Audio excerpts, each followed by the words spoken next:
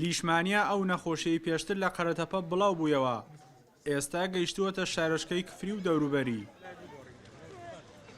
بە گوێرەی ئامارێکی بەرایی فەرمانگەی تەندروستی کفری، ژمارەی ئەو کەسانی تووشی ئەو نەخۆشیە بوون گەیشتووەتە زیاتر لە 100 کەس کە 60 کەسیان لە ناو سەنتەری شارۆچکەی کفریدان.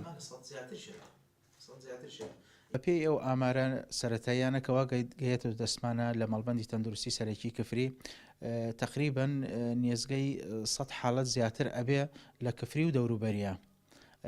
ئێمەش وەکو مەڵبەند لەسەر سەر ڕێنمایی بەڕێوەبەری گشتی تەندروستی گەرمیان و بەڕێوەبەرایەتی خۆپاراستنی تەندروستی گەرمیان تیمێکمان پێکهێنایە بۆ پرژاندنی دەرمان بۆ ئەو ماڵێلە کەوا حاڵەتەکانیان تیا دەرچووە.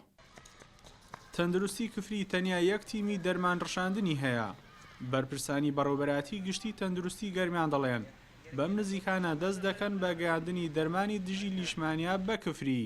نزگەی مانگێگە بێ ئەم زامەی گرتووە ئیتر ئەوەی ڕاستی بێ پێشتر نەمازانی چییە. دوایی کە بۆمان دەرکەوت پرسیارمان کرد سەردانی خەستەخانەمان کرد وتیان ئەمە زامی بەغدایە.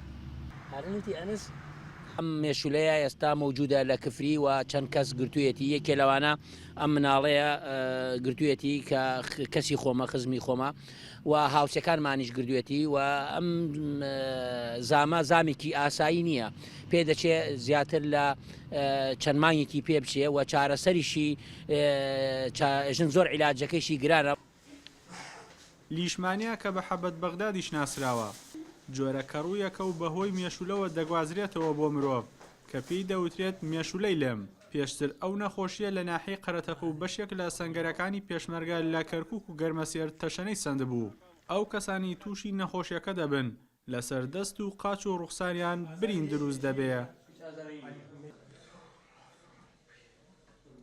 دوای بڵاوبوونەوەی لە ناحی قەرەتەپە مێشولەی لەم 10 کیلۆمەتری بڕی و نەخۆشی لیشمانیای لەگەڵ خۆی هێنابووە کفری و 10 کەسی تووشی نەخۆشیەکە کرد. هاوڵاتیانی کفریش داوای چارەسەری بەپەلە دەکەن بۆ ڕێگریکردن لە کشانی زیاتری نەخۆشیەکە.